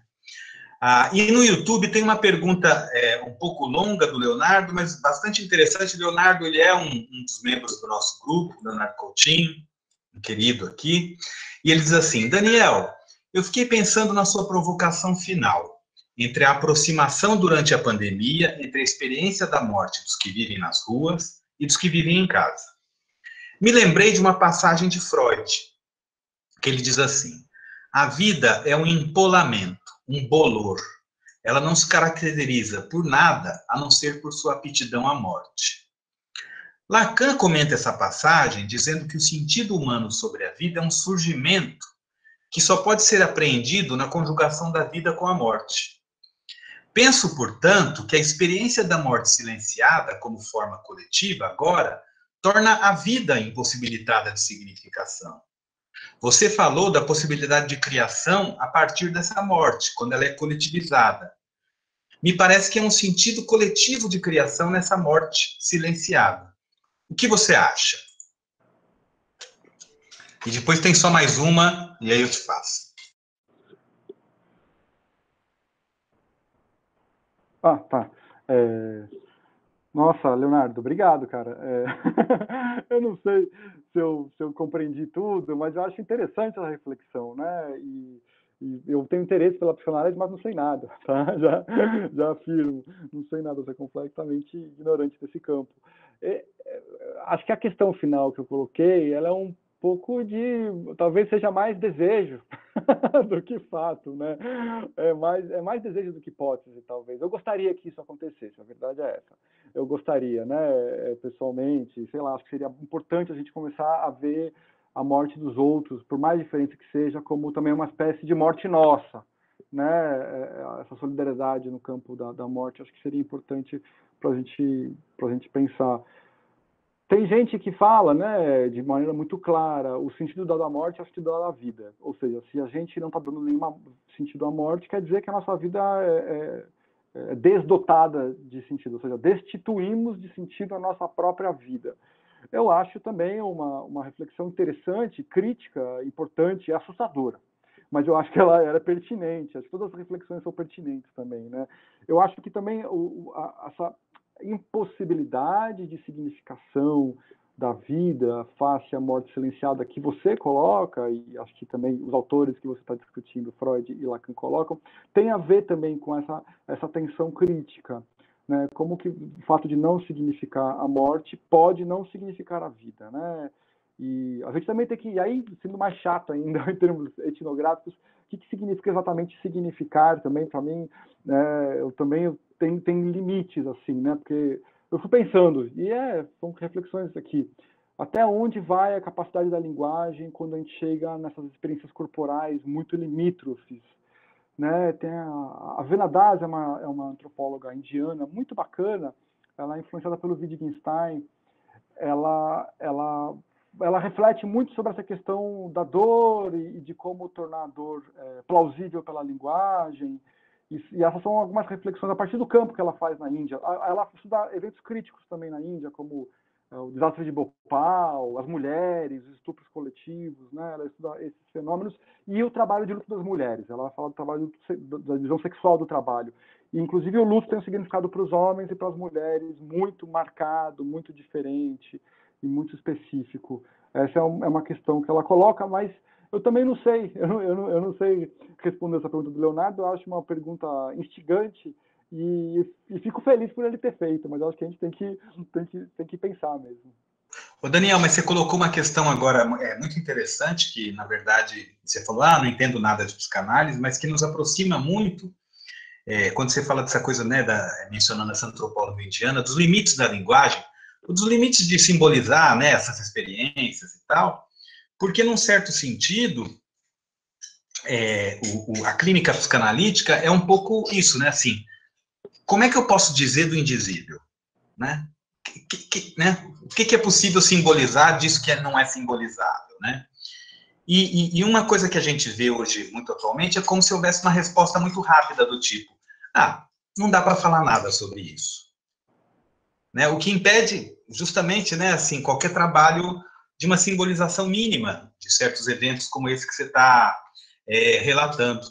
E eu queria te fazer uma pergunta do Gabriel, que ele fez faz tempo, então eu vou fazer, está lá no YouTube, ele diz assim, tem uma questão. Anos atrás, houve o Mendigato, um ex-modelo encontrado em situação de rua em Curitiba. Outra semana, uma ex-modelo foi encontrada no Rio de Janeiro em condição similar, após considerada desaparecida por 1 ano. Ambos tiveram verdadeiras campanhas sociais para serem retiradas da rua. Aparentemente, para parte da sociedade, responder ao padrão de beleza vigente torna-se um mérito para a pessoa não merecer estar em condição de rua. Como poderíamos pensar isso? A pergunta é excelente, muito bacana mesmo, viu? Essa é uma pergunta importante. Eu lembro também quando apareceu que essa questão tem a questão do corpo, né? Como alguns corpos, se a população de rua é tratada de modo muito simplório, assim, genérico, como algo desprezível, mas tem figuras que se destacam. Isso tem a ver, ou seja, por que algumas pessoas em situação de rua não são consideradas abjetas e outras são, tá? Então e mais que isso, e aí nesse caso não é nem abjeto, é desejável, são corpos, objetos de desejo, porque eles são gatos, né? São bonitos e tem que sair da rua, precisam ser salvos para serem utilizados, né? Serem produtivos, corpos que são usáveis, né? Bom, é interessante pensar, eu lembro que quando apareceu na Cracolândia, apareceu também uma moradora de rua, uma mendigata, que era loira, branca e modelo, né? Modelo. E aí tinha uma história que o modelo fez toda uma mobilização, várias matérias de jornal, uma orientando a minha, inclusive, na época era professora da Escola de Sociologia e Política, ela estudou a trajetória, um pouco o debate público sobre a mendigata, e é interessante porque dá para articular corpo, raça, gênero, várias questões ali interessantes, né? Mas o que ficava evidente era isso. No meio daquele monte de gente, tem algumas pessoas que são destacáveis, que são salváveis. Em última instância, que são, né, vidas não matáveis, tal. Então, acho que esse é um tema muito importante, e a gente olha para os nossos critérios. E quais são os critérios que nós, mesmo inconscientemente, enquanto sociedade, coletivamente, definimos que são as vidas dignas, os corpos os corpos dignos, interessantes, de serem salváveis, né? E aqueles que não são salváveis, né? Essa é uma questão que está colocada todo dia para os funcionários, não nessa chave da beleza, mas numa outra chave, porque os serviços, não cabe todo mundo nos serviços. Então, eles têm que escolher quem que eu vou salvar hoje. Os caras, eles são responsáveis. A gente estava no começo da pandemia, essa foi uma questão que os médicos se colocaram, né? Tem um respirador, 3 pessoas, eu vou ter que decidir, né? Bom, essa decisão soberana sobre a vida dos outros, ela está todo dia na mão do trabalhador social, que às vezes tem ensino secundário só, que ganha mal, que está doente, que ganha, sei lá, R$2.000 por mês, né? Que tá jurado de morte pelo PCC, porque ele passou lá tirando o mercado consumidor, atrapalhando o mercado consumidor. Então é muito complicado. Esses caras, eles têm que decidir também, de certo modo, né? Eu vou levar esse senhor que está mal, ou essa moça que ela está bem de saúde, mas eu não sei se ela dormir hoje à noite, ela vai ser estuprada, né? Então, eu estou dando aqui um exemplo, mas são questões práticas que acontecem diariamente, né?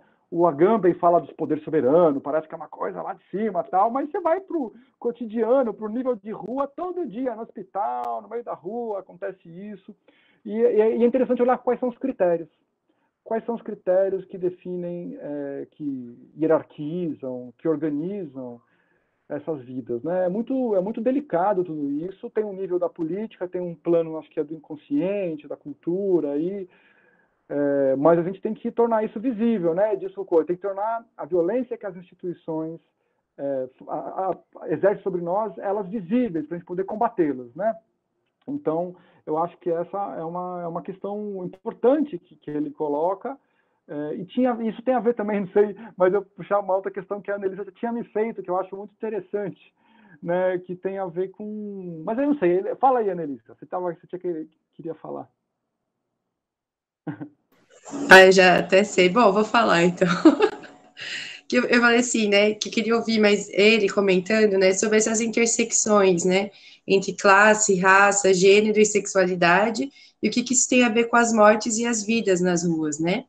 Aí eu até vou trazer um levantamento também para o pessoal no geral, né, de 2015, para a gente pensar juntos, né, que 48%, 4,8% da população de rua se encontra no sudeste do país, 86% é de homens, 14,6% de mulheres, 70% de negros, 27% de brancos e os demais pertencentes a outros grupos raciais ou não foram identificados, e 8,9% é de pessoas LGBTQI+, né, nas ruas, em São Paulo. E aí, então a gente mesmo sabendo que a subnotificação, né, tipo, nem sabemos, né, deve ser diferente a realidade nesse sentido. Mas essa é a pergunta, né, como que a gente pode pensar, né, essas questões do nosso lugar, tanto de situação de casa, quanto uma situação de branquitude, né, e também como fazer para ultrapassar isso, ultrapassar o classicismo, o sexismo, o racismo, né, a LGBTfobia, mas sem negar, né, sem negar que são problemas estruturais, esse é o desafio. Legal, Ana, obrigado. Essa é uma questão muito importante e tristemente, eu preciso falar que a academia, até pelo menos 5, 6 anos atrás, olhava muito pouco para essas questões interseccionais na rua, né? Falando da população de rua, né? Obviamente tinham pesquisas em outras áreas, né? Mas começou a olhar, e mesmo assim é desigual, ou seja, a gente consegue pegar mais estudos, até onde eu tenho acompanhado, sobre gênero, por exemplo, nas ruas. O que a gente anota? Obviamente, a esmagadora maioria do contingente populacional em São Paulo, isso é muito forte, no Rio, aqui em Salvador também, é homem, né? São homens. Isso tem uma série de hipóteses, desde o começo dos estudos, por quê, né? Porque o homem é o provedor, então você está desempregado, é ele que sai. E aí tem uma coisa também que o pessoal vincula a casa como lugar da mulher. Tem uma série de debates sobre isso, não quero entrar nisso, porque eu acho muito hipotético, pelas estatísticas, pensar isso. Mas em termos das mulheres em situação de rua, a situação é muito dramática. Elas são, numericamente, elas são menos, né? É uma minoria, por assim dizer, mas elas sofrem muito mais violência. Tem uma intensidade da violência que é maior. Tem muito caso de mulheres situação, essa violência produz uma questão na saúde mental muito, muito séria, né? Então as mulheres que estão na rua, elas tendem, é uma tendência, né? Não é uma regra, mas é uma tendência a ter problemas de saúde mental mais graves, né? Por causa da violência sexual que elas sofrem. Tá? E tem outro ponto que eu acho dramático na situação das mulheres também, que esse eu tenho até dificuldade de narrar, gente, que é a questão das mães de rua. Porque elas são mães e o conselho tutelar pega os filhos, né? E isso é visto como rapto, como sequestro. É tudo muito complicado, veja. São pessoas em situação de rua, situação de vulnerabilidade, às vezes com droga, quando tem companheiro, o companheiro pode estar batendo nela, então tudo isso, mas tem filho, e não dá para negar. Existe muito amor na rua, gente. Assim, né? Existe muito amor, né? Existe mãe de rua, filho de rua, irmão de rua, esposa de rua, amante de rua, existe, né? As relações familiares, a casa também está na rua. Essas crianças, normalmente elas são alvo, né? Os conflitos tutelares vão e levam, né? Mas isso produz a reflexão sobre a dor das mães, ela é pouco incorporada no plano das políticas públicas. Essa é uma questão. Já ouvi história de mãe, inclusive, que vai dormir e acorrenta as crianças consigo para dormir. Eu falei do conselho tutelar, mas não é mentira, não é só conselho não, porque elas têm medo de perder os filhos para o tráfico, de alguém roubar as crianças.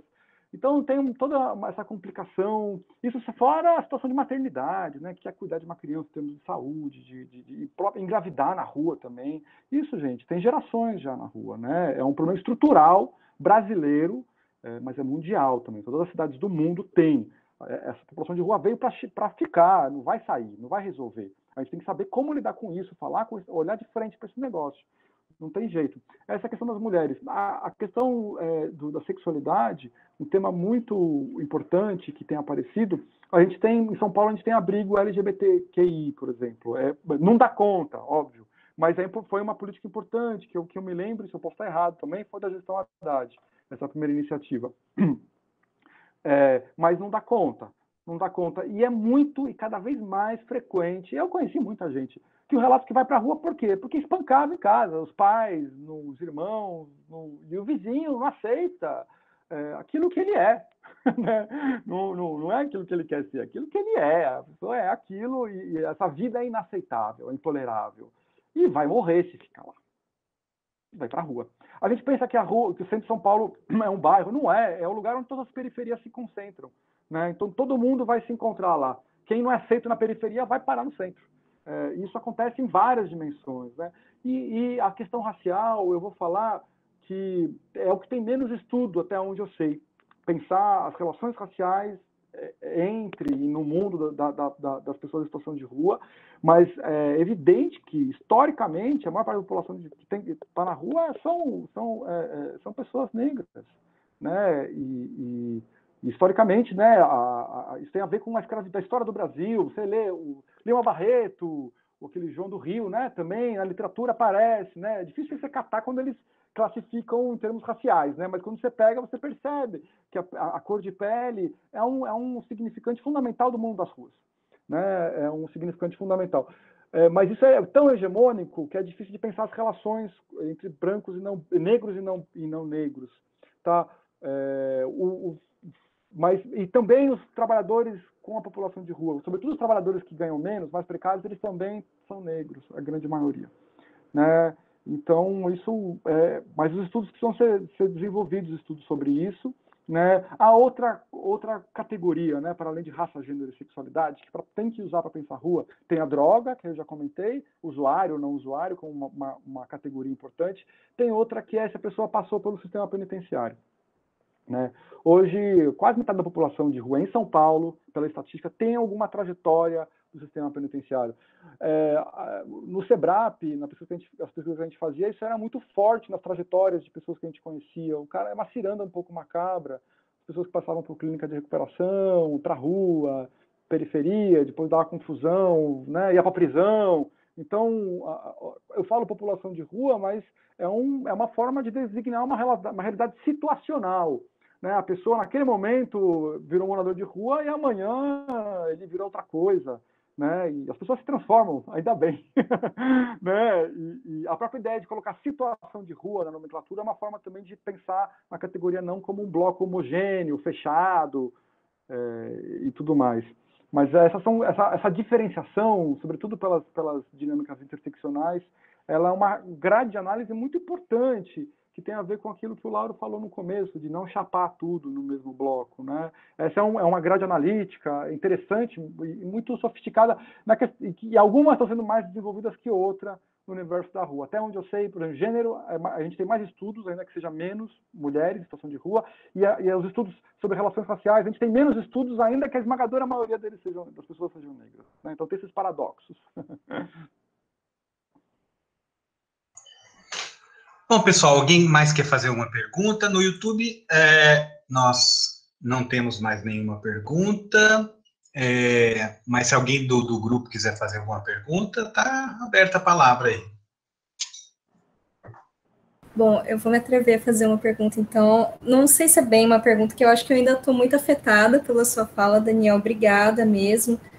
A gente estava pensando essa questão que como está uma violência, como essa supressão dos rituais fúnebres está sendo uma violência generalizada, mas é uma violência que tanta gente já sofre há tanto tempo, né? Enfim, mas me tocou bastante, assim, bem no comecinho da sua fala, você falou que a rua é um lugar de ativar a escuta. Eu queria saber um pouco mais sobre os efeitos dessa escuta das ruas na sua prática, na rua também, na academia, assim, o que essa escuta produziu em você? É uma pergunta meio grande, parece simples, mas, enfim, se você quiser abordar um pedacinho disso. Não. Elisa, obrigado pela pergunta. Eu acho que não é uma pergunta boba, eu acho que é uma pergunta muito importante. Isso tem... eu aprendi muito com a rua, tá? Eu falo da escuta porque eu me vejo como um profissional. Hoje eu estou um pouco mais distante, assim, porque meu trabalho e tal, mas eu estou em contato com as pessoas, estou acompanhando, tenho orientado gente, né? Eu falo que eu estou distante porque não é que eu estou distante do tema, é que eu estou distante da rua. Faz tempo que eu não estou com as pessoas, eu sinto falta disso, mas também a quarentena dá esse desespero, né, gente? Bom, mas essa pergunta é muito importante e ela tem a ver com a formação. Eu tive uma entrada na rua, sobretudo, inicialmente por essas oblatas que eu falei, né? Elas são duas senhoras só em São Paulo que são vivas, né? São senhoras e tal. E elas me sensibilizaram muito para isso. E depois com os educadores, aprendi com muitos educadores isso, né? Eu comecei a fazer trabalho de campo no meu primeiro e segundo ano de graduação e escrevia cartas, né? E aí você descobre, né, coisas incríveis. A vida das pessoas é demais, é incrível. E aí você vê que o cara, você tá lá, aquela fila de pão para pegar sopa, coitado, bando de gente sofrendo, tal. Aí quando você ouve a história do cara, você fala, nossa, cara, ele viajou o Rio Amazonas, ele fez isso, ele fez aquilo. Você fala, caramba, eu nunca fui para lá, né? E aí você vê, as biografias são fantásticas. E também é interessante ver para além do conteúdo, né, as formas de elaborar, como os caras constroem a parada, a narrativa, as loucuras, né? E aí a gente tem que botar ordem na carta, também é outra experiência incrível, assim, né? Então, com alguns defensores profissionais que trabalham na rua, eu me sensibilizei muito, eu aprendi isso, né? E normalmente as autoridades, quando falam da população de rua, é um horror, porque falam lá de cima, não tem a mínima ideia do que é, né? Então, qualquer tipo de ação tem que falar com a galera, tem que falar com quem está lá, quem tem história, né? E tem muita coisa para fazer. Fala assim, não dá para fazer, tentou tudo. Mentira, não tentou tudo, nada. Tem coisas muito mais baratas, que podiam ser repúblicas, moradias provisórias, repúblicas terapêuticas, que é muito mais barato que albergue, é muito mais humano que albergue, é mais interessante, sabe? Tem um monte de coisa que podia ser feito, né? Eu falei... Mas, e não foi feito, né? Mas isso é por causa da falta da escuta. E aí, quem é que está escutando, né? É a gente que está afim de escutar e aprender, né?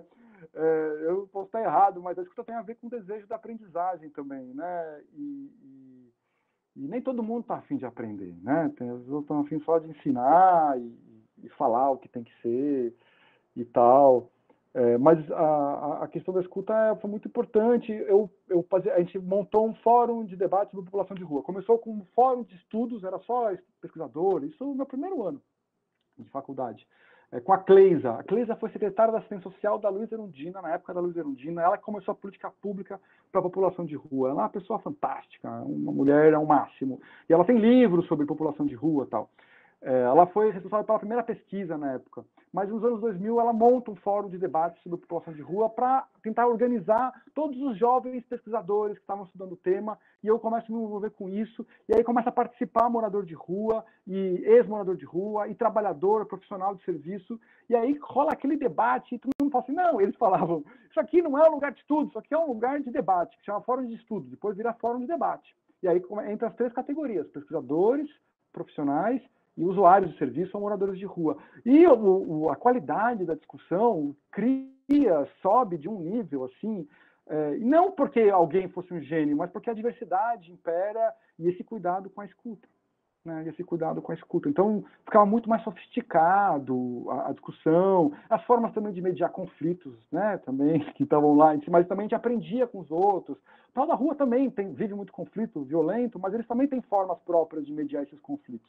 A gente pode estranhar um pouco, mas se não desse nada certo, eles não fariam, né? Eles não fariam. Então, a gente também tem que aprender com essa galera formas de mediar conflito, entender como chamar, como falar. Eles vão com apelidos, né? E falam assim, não, aqui é só o nome, apelido né, deixa a pessoa ruim. Não, a pessoa quer chamar pelo apelido, vamos chamar pelo apelido, não tem nada disso.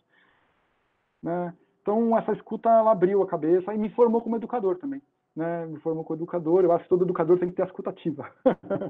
A escutativa. É isso, Elisa, muito obrigado. Daniel, a Elisa não contou um pedacinho, que é o seguinte, alguns membros aqui do grupo são membros de um coletivo chamado Estação Psicanálise, que a gente começou a ir para a rua, a gente foi fazer psicanálise na rua.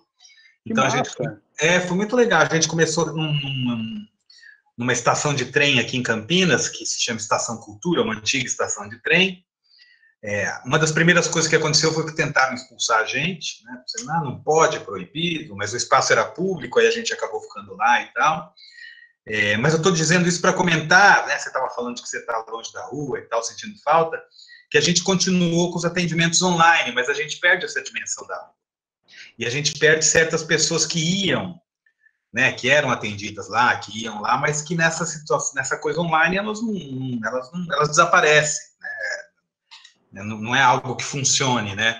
Então a gente também está sentindo muita falta de voltar para a rua, né? De poder. É isso que você falou, assim, desde o início a gente não pensou isso como sendo algo do tipo, vamos oferecer psicanálise para as pessoas na rua, mas assim, o que a psicanálise tem a ganhar se abrindo essa diversidade, que não é só essa do consultório, que geralmente é num bairro mais ou menos nobre, né, que houve mais ou menos o mesmo tipo de pessoa, né, quer dizer, e de fato a gente teve experiências de escuta, assim, fantásticas, né, Elisa? Muito legal. Parabéns pelo trabalho, viu, gente? Eu não sabia desse envolvimento da clínica na rua aí de vocês. É bem legal, é bem legal. Eu tô super entusiasta disso, cara. Muito massa. Alguém mais quer falar, gente? Alguém mais tem alguma pergunta? A gente abusou um pouco do Daniel já, né? Assim, né? Bom, gente, então, Anelisa, você não quer falar nada? Não, tudo bem. Senão eu não vou parar nunca de perguntar. Eu só tenho que lembrar de fazer a propaganda do próximo ciclo. Pode fazer, por favor. Então, vai ser dia 5 do 11, né, às 8 horas da noite. Vamos ter a Ana Laura Prates Pacheco, que é pesquisadora colaboradora do LabEurb, da Unicamp, e o Marcos Aurélio Barbai, também do IEL Unicamp, sobre o tema Antígone do Sófocles, né? Vai ser também pelo YouTube do IEL, e a gente vai divulgar no Instagram do Psipolis. Obrigado, Ana. Olha, Daniel, não tenho palavra para te agradecer, foi assim, um prazer imenso te conhecer. Eu espero que isso, para além, enfim, dessa afinidade, desse afeto que surgiu agora aqui na reunião, possa produzir relações mesmo de trabalho entre a gente, e animadíssimo em poder trabalhar mais com você, poder te ouvir mais, poder saber mais o que você está fazendo. E eu ia pedir para você encerrar essa nossa reunião, se possível, dizendo um pouco o que você está fazendo agora. Um pouquinho disso. Eu sou professor da Unilab. A Unilab é uma universidade internacional da integração da lusofonia afro-brasileira. É uma universidade que tem um campus maior no Ceará e tem um campus menor no Recôncavo Baiano, numa cidade pequena, uma cidade antiga, que tem um pouco até arquitetura colonial, tal, que chama São Francisco do Conde. E antigamente ela fazia parte da própria de Salvador, da época de Salvador colonial, né, quando Salvador era a capital. E Recôncavo Baiano é o caldeirão da cultura negra baiana e, de certo modo, brasileira, nascimento da cultura, da capoeira, do samba de roda. E nossos estudantes são negros, são todos negros, e temos uma grande leva de estudantes africanos. A Unilab ela tem é um projeto de cooperação internacional, na época da política externa, né, dos anos 2000, 2013, ela continua funcionando, assim como a Unila é latino-americana e a Unilab é afro-brasileira. São essas duas projeções para a África, e a gente recebe muitos estudantes do PALOP, os países africanos de língua oficial portuguesa. Eu estou inserido no curso de Relações Internacionais e eu sou um cara super interdisciplinar e na antropologia falam que eu não sou antropólogo, né? RI falam que eu não sou da RI, mas eu não estou muito preocupado com isso, não. E a gente tem um observatório de direitos humanos lá, que é muito legal, e a gente está muito atento, tem esse olhar bifocal, né? Então, o que acontece no Recôncavo Baiano e em Salvador, e o que acontece em África, sobretudo nos PALOP, né? As relações internacionais, a esmagadora maioria dos nossos estudantes são africanos, e o currículo é muito voltado para a África. A universidade ela foi pensada para formar professores e pesquisadores no campo da história, da cultura africana e afro-brasileira por conta da lei. Né? A gente fala que tem essa lei de ensino de cultura e história africana, mas não tem professor, que também é verdade. Viu? Não é que não tem professor, a gente tem pouca formação ainda. E a Unilab ela também veio com essa perspectiva de formar.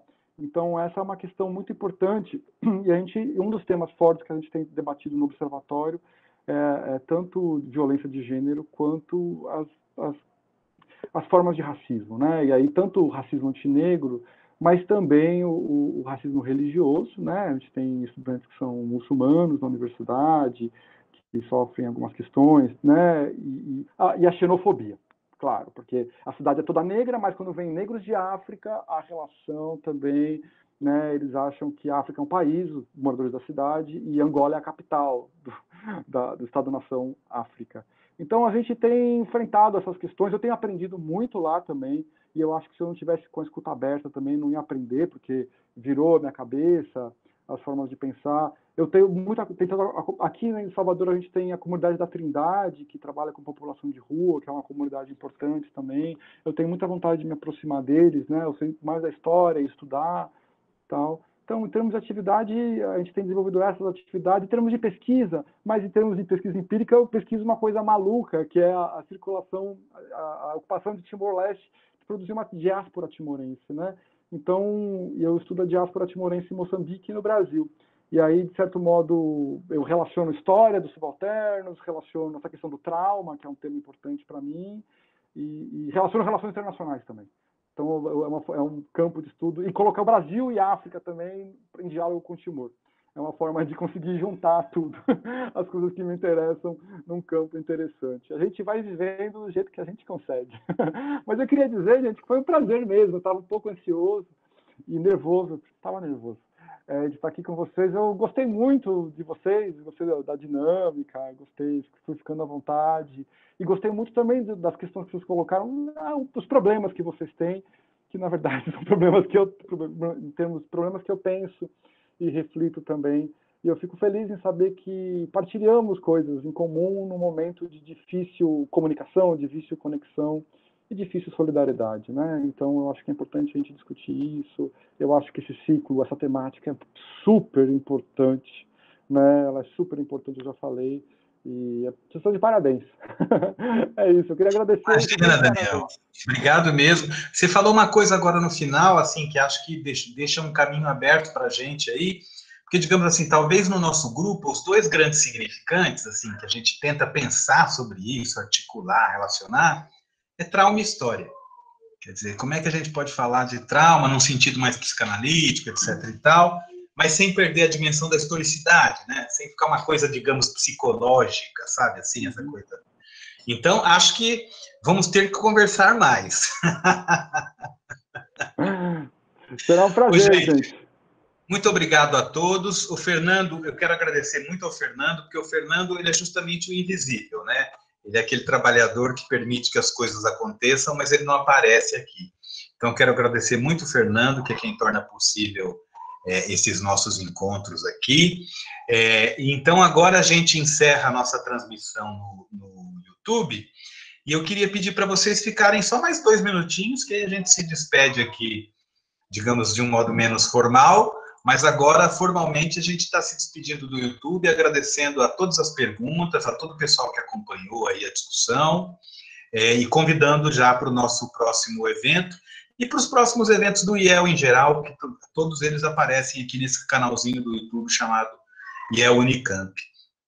Então, muito obrigado a todos, muito obrigado a todos e todas, ao pessoal do YouTube, e a gente se vê no nosso próximo ciclo de conferência Luto e Linguagem, como a Anelisa falou, com a Ana Laura Pratos Pacheco e o Marcos Barbai, que vão falar de Antígona.